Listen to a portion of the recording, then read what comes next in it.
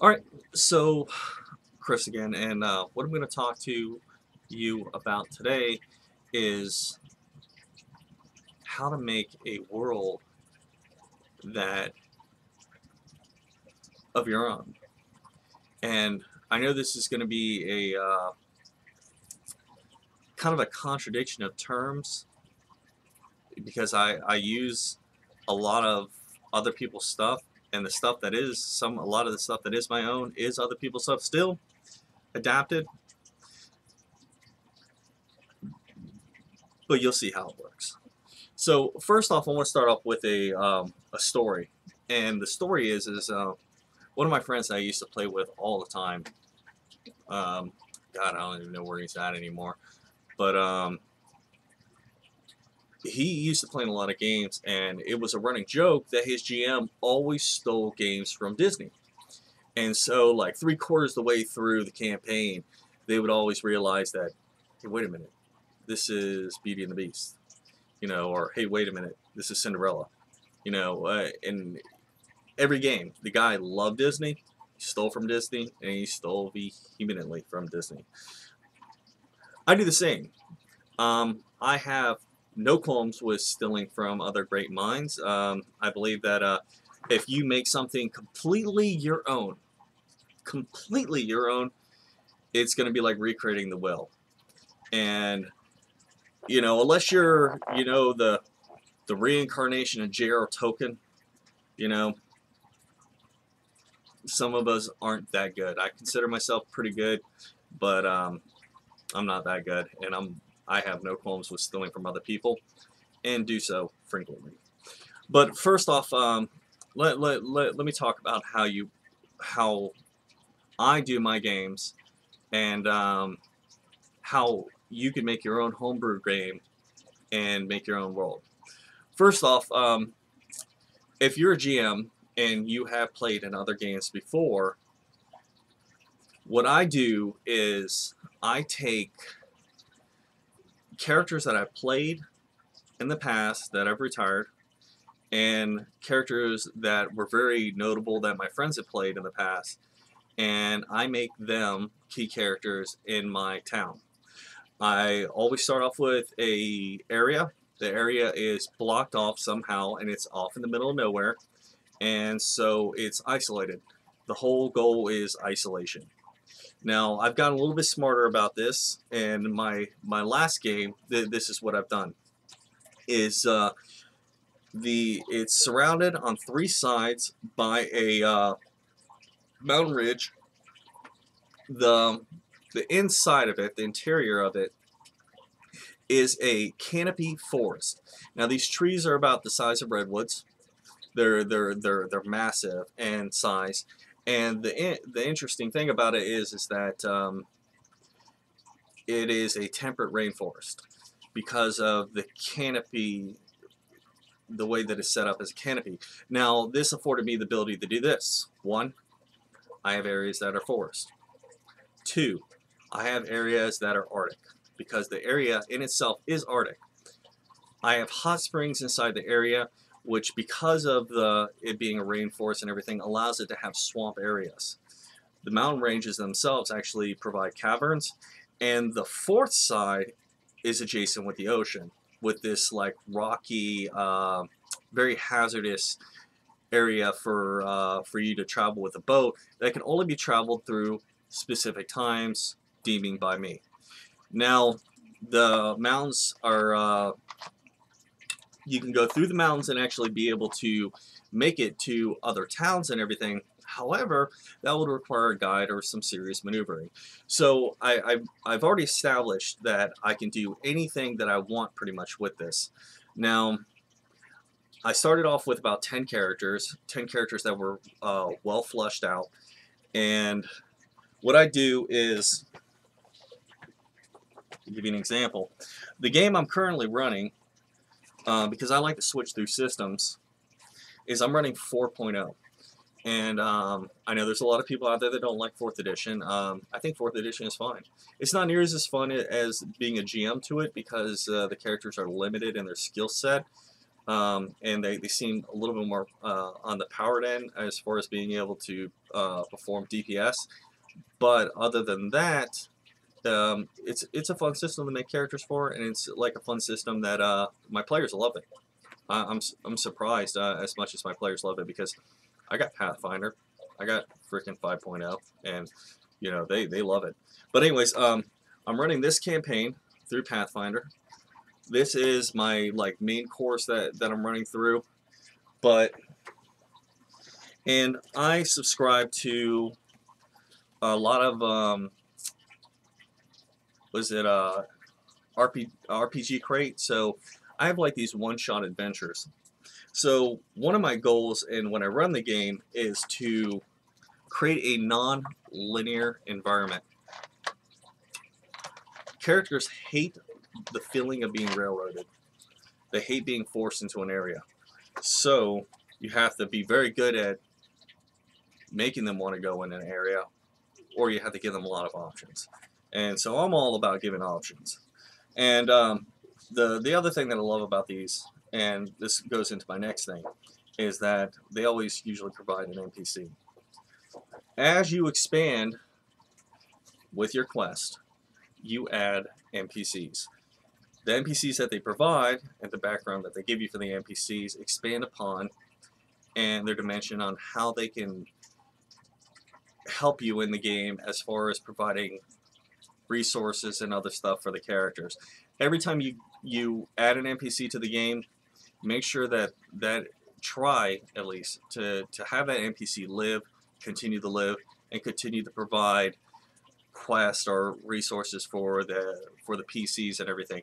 The more you do this, the more in depth you go into your characters, the more realistic your background of your game is actually going to feel, and it's going to be easier to keep your players in role playing. You know, it's a very challenging thing to keep players role playing and not turn into this slapstick humorous game. I mean, unless of course that's what you want. By all means, then that's what you want. That's what you want. Run it.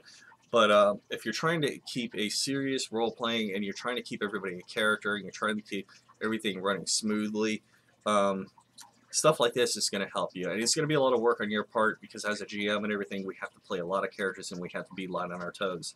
So, you know, I have a lot of these for that purpose.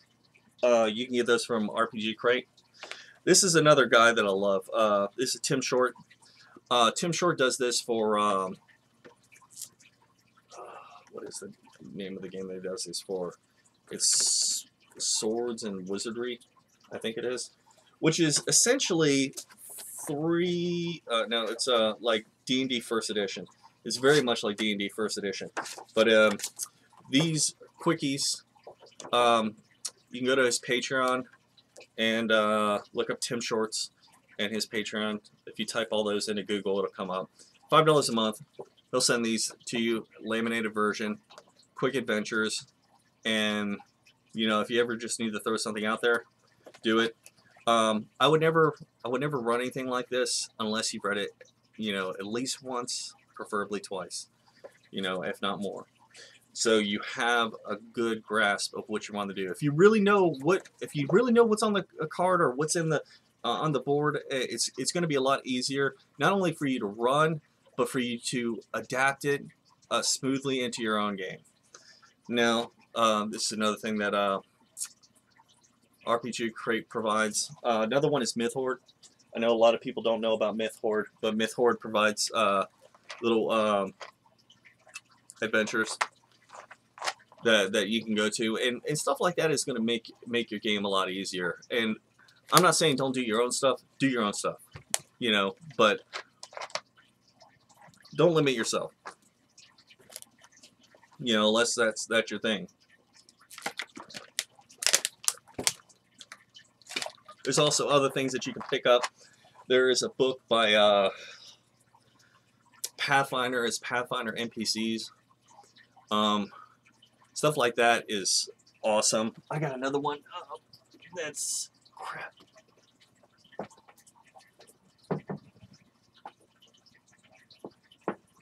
is it?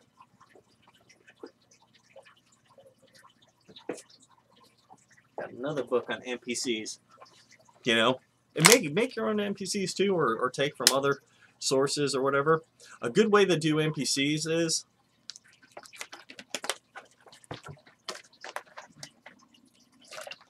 is steal.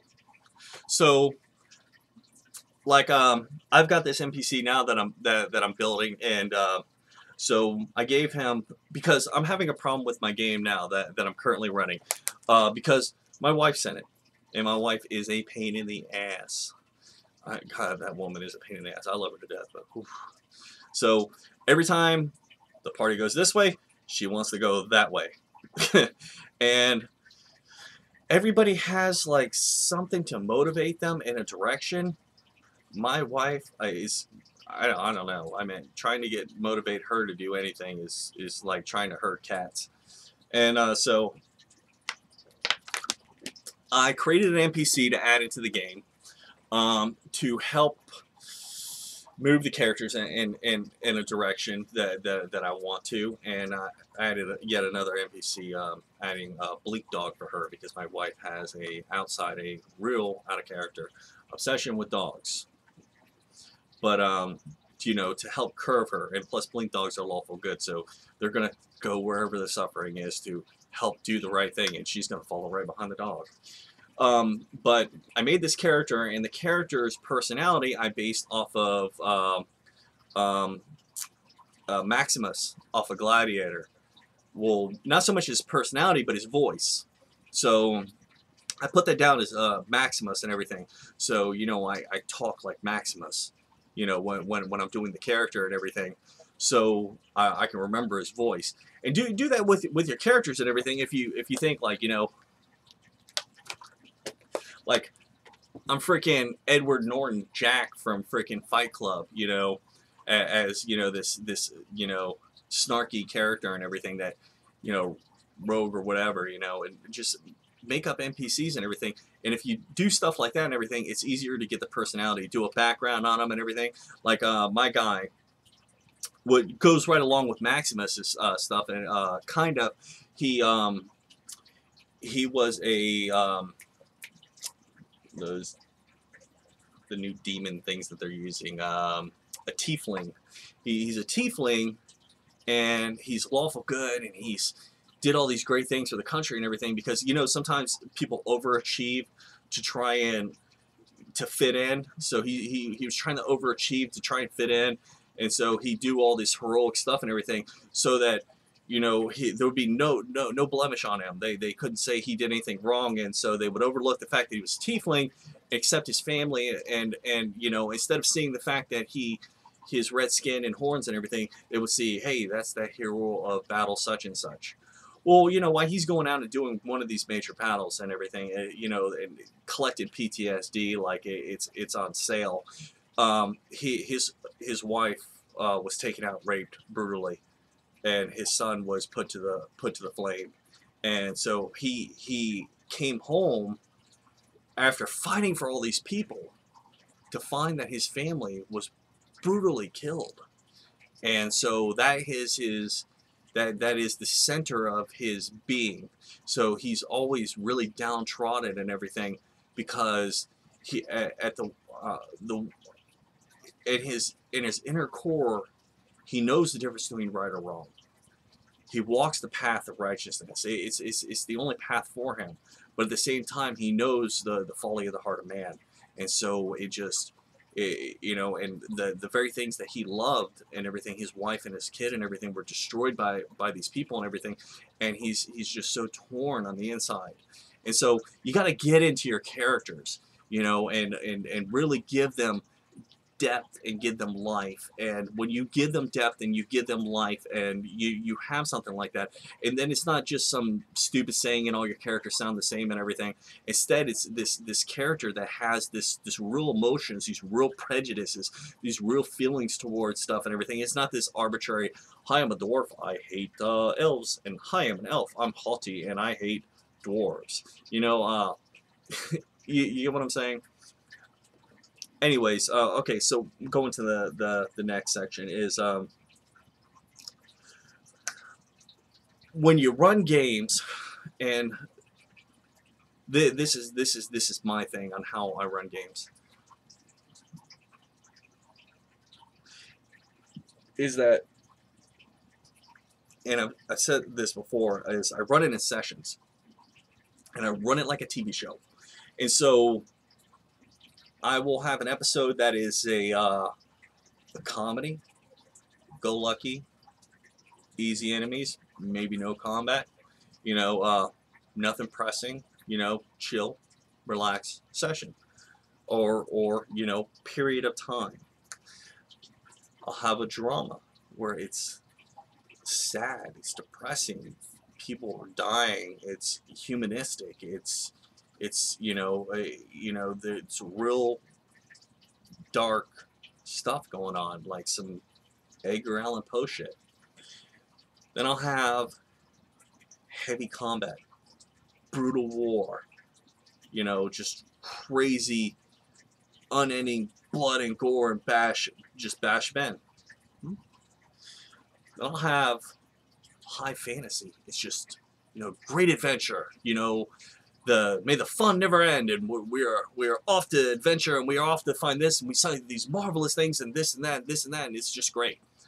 And then I'll have a horror where it just like a psychopath wrote it, you know, just some crazy stuff. One of the things is like one of my nemesis I like to use, and if you ever use, if you ever think that my hitting them hard, hitting them easily, and having lots of hit points is going to instill the fear, nah, it's not going to. That all you're going to do is kill them. To instill fear is you have to mess them up in a different way. And for one, give you an example. I make these monsters, and I steal from Dead Space, and sort of. My monsters are they're from I made them come from Zagamoy and everything, and I'll go back into that here in a minute.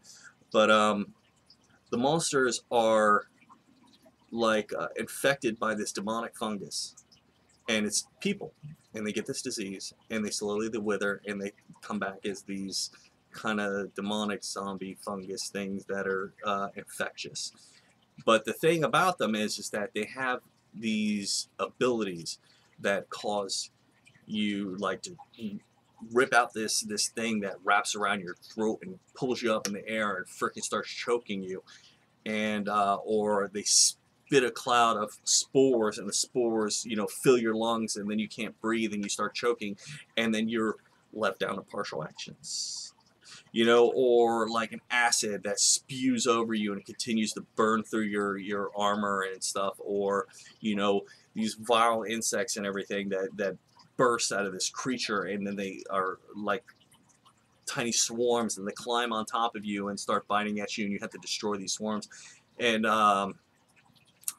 they all do something that affects the character.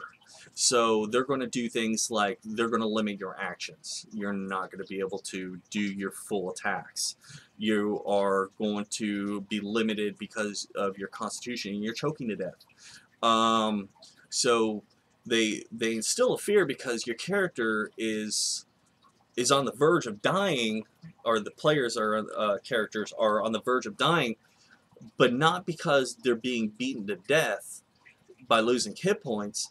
They're dying because they're having to make constitution saves and everything because they're choking to death, you know, or they're elevated off the ground and they can't reach their blade to cut this freaking vine, this sinew piece of flesh that with talons that's ripped into their throat and pulled them off the ground, and freaking is tightening around their throat and cutting off the blood circulation to their head, you know, stuff like that. And you know, I get out the music of dark tones and everything off of YouTube, and you know, and I play this, and I set this grotesque, you know, environment, and those things are constantly jumping out at them and latching onto them and frickin' digging their talons into them, and and stuff like that, and it'll it'll mess their day up and everything, and it creates that element of fear.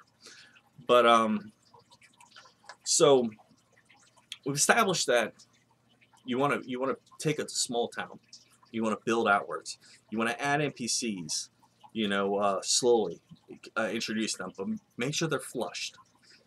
Get the gist of who they are, and you want to create your nemesis. Now you have